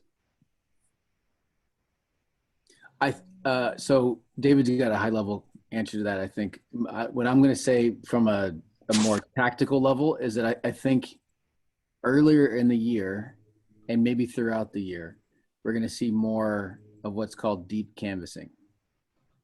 And so if you made calls or did texts or wrote letters or something, those are kind of individual touches where you're trying to share information or get someone to take action, but it's just kind of one line of communication in. Deep canvassing is relational connection to strangers, to voters around the country, where you get to know them first, and then you try to convince them to think differently. And that takes multiple touches. It takes a lot more time. It means you focusing on a family or a household or something over the course of weeks and months. It asks more of our volunteers. And I think that the reality is that to get the change we're looking for, we're going to need to do more of that kind of thing. David? I would say that in addition, just building off of that, as an organization, that's not the question you're asking, Karen, is a very important question. It is not the question that we are focused on primarily. Okay, the question we are focused on is trying to get people registered to vote and to get them to vote. And that's more of less of a persuasion viewpoint and more of a mobilization perspective. And so one of our 3 fundamentals, I'm picking up a word that I heard Charles using just the other day. We have our fundamentals. We teach fundamentals, and one of our fundamentals is mobilize. And so we are in it to get people registered, because that's a mobilization act, and then to get them to vote. That's a mobilization act as well. So there are 2 really kinds of swing voters in the electorate. There are swing voters who move across a continuum politically, and Joe Biden absolutely did win some of those voters in this country. Some voters swung towards Joe Biden, and some, particularly Latino voters in Florida, swung the other way too in this election. That is something we have to examine and look at. But then the second kind of swing voter is the voter who either votes or doesn't vote. Okay, and they vote sometimes, and they don't vote a lot of times. And that's a decision too by that voter. Those voters have felt disenfranchised, particularly by African-American, by the Democratic Party, or they've been booted out of the system by the Republican Party. And so the reality is that those voters are ones that if we get them registered to vote, or we get them out to vote, are the ways in which we can be a force multiplier out in the field. That's primarily what we do in support of partner organizations. The partner orgs do the community work because they live there. What we're able to do is to multiply that work as a mobilizer. So I totally am not dismissing the fact that your question is very important. It is not one that we as an organization are centrally focused on. Is it one that you as an expert can maybe think about and give us a lecture on, so that we can understand in the future some of, whether it's getting people to vote or getting people to feel a part of the democratic process? It seems to me that we need to have some understanding of where their complete disenfranchisement from the norms. Well, the very best, I will not make that commitment to do a lecture. I won't make that commitment because, I've got other ones that are there percolating or need to be done. But I won't say I won't do it, but I will give you an answer right now, which is the very best organization out there there's 2 organizations out there that I really recommend. One is Galvanize USA, which is about white women talking to white women across this country, across political lines. And that's a really, really powerful organization. And we have a lot of white women in Common Power. So that's an organization that could be a very effective kind of place for you to land. And I've seen their presentations. It's really, really good. And then second, there's an organization that's called Better Angels, which is about bringing people together across political lines for conversations. And those are really useful. And I have a PhD student who wrote a dissertation about that body of work. And it's really interesting and valuable stuff. Thank you. That helps. Sure. Thanks, Karen. And Karen, I appreciate your questions. You have been ready. You have been here. Really, you've been awesome. Thanks. I just wish I had answers. Well, and I think your question highlights another point, which is, where's the focus after this election? And I think David and I would agree that our focus and the focus of other progressive organizations after this is not in trying to reach as far over to the right and pull those people over. It's holy crap. Look at the ground we made in some of these states. Look what we did in Arizona. You talk about the Latinx voters in Florida. Look at the Latinx voters in Arizona. Look at the folks in Texas that turned out. Look at the youth turnout, the 18 to 29. We're talking about folks that we can work with now. These are people that we can teach new habits around voting, that we can start from scratch and have them understand the political landscape in a different way than generations before them. That's where we're better utilized, actually.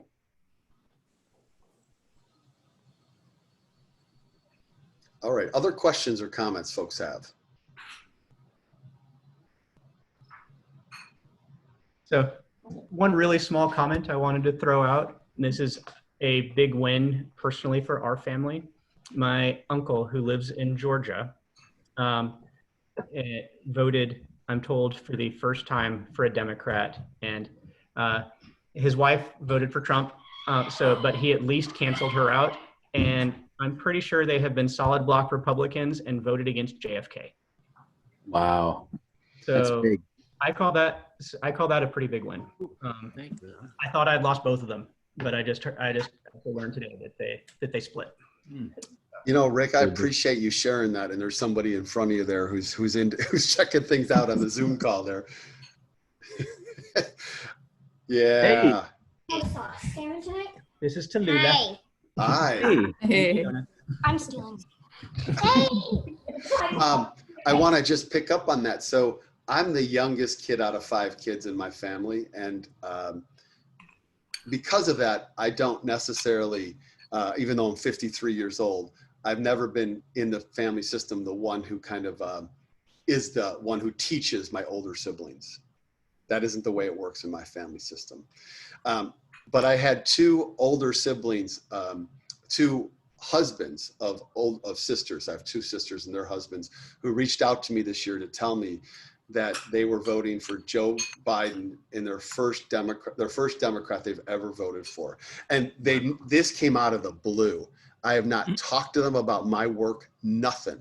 And I said, why are you, I nicely said, that's really great, but why are you telling me this? I don't know where this is coming from. And they said, because we've been watching the work you're doing. Oh man, that's great. Yeah. That's just like, that's what we do every day, is we just try to do our work and hope that somebody's noticing, right? Mm-hmm. Yeah. So David, one of them's in Michigan too. So I'm feeling like I personally flipped the state. Okay, I just want to say. Yeah, really.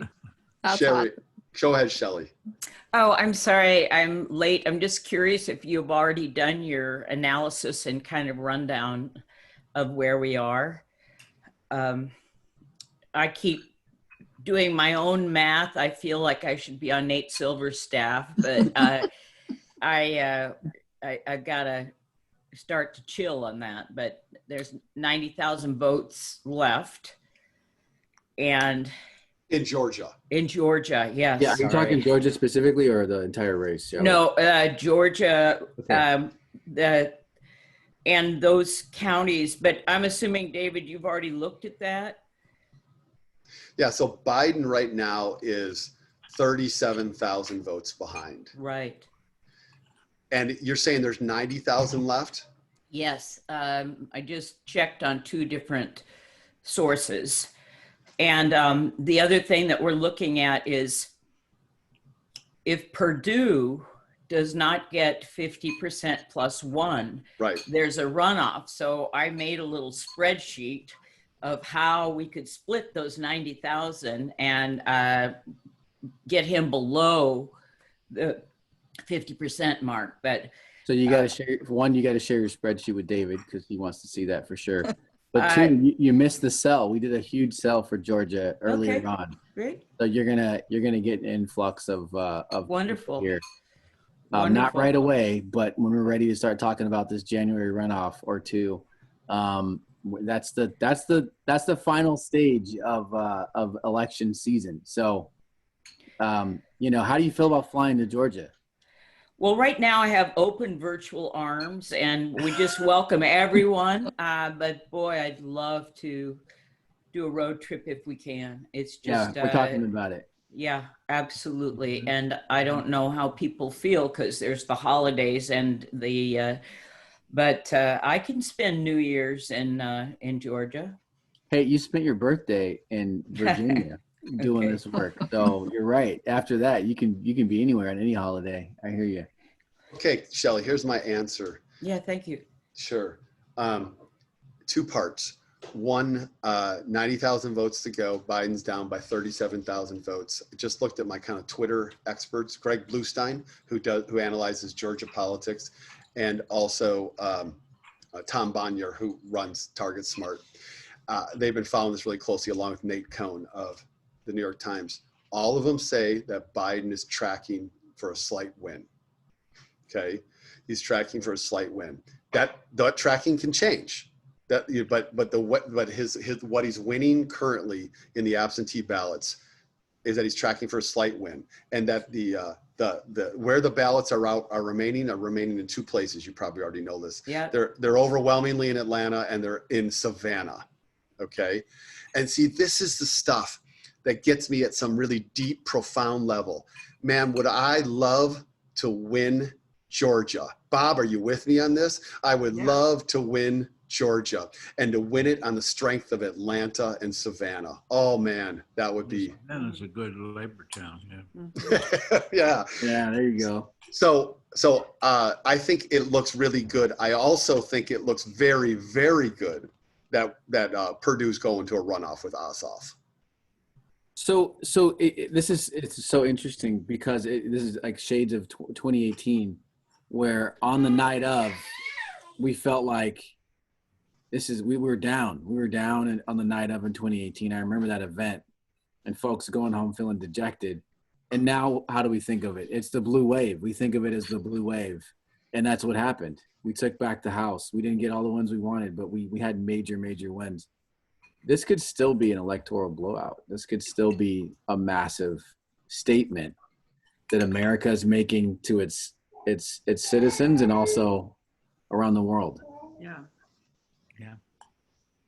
Yeah, Biden's on track right now to flip 3 to 6 states. 3 to 6 states. Did he flip them massively?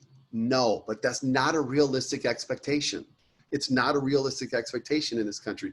The fact that we can flip them speaks to him as a candidate, Kamala Harris as a candidate, the Democratic campaign that they ran, and organizations like us that are doing the on-the-ground work.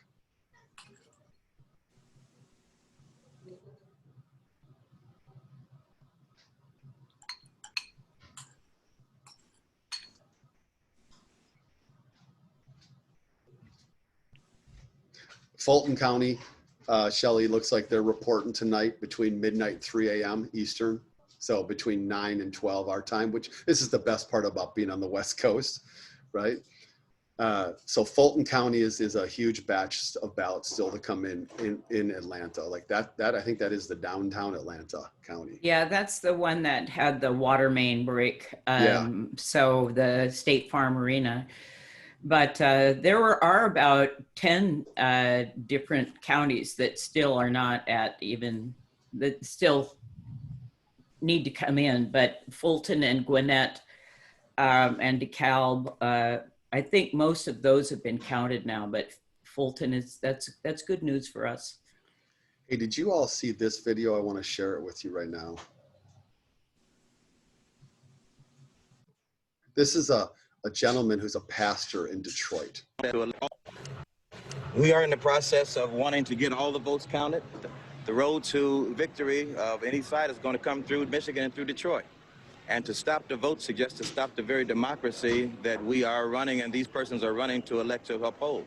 And so we want every vote to count because our vote is our voice and it will be counted. Sorry.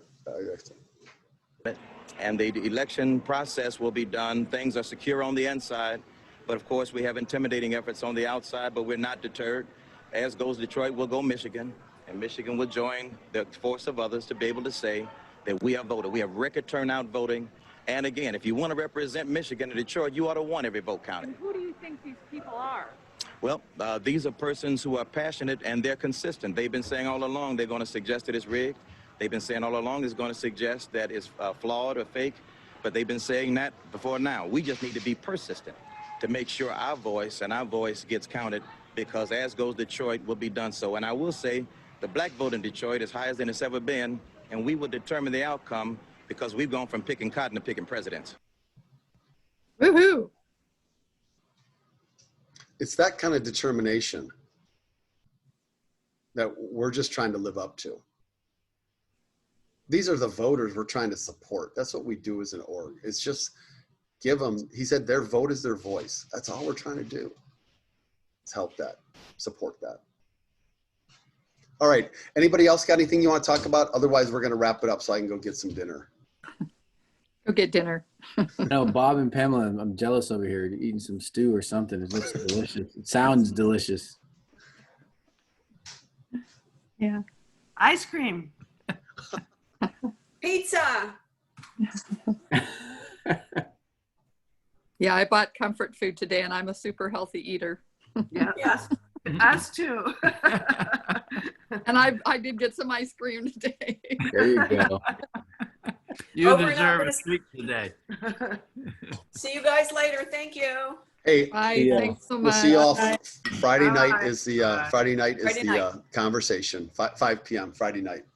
Thanks for this meeting. Yep. Thanks for your work, everybody. We'll see you. Thanks. Take care. Thank you. Good night. I feel so much better. Me too. Me, Oh, we gotta take. I'm feeling better now too.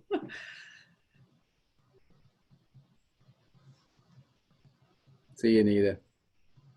Okay, I'm closing the Zoom. See you, everybody. Hey, Bert.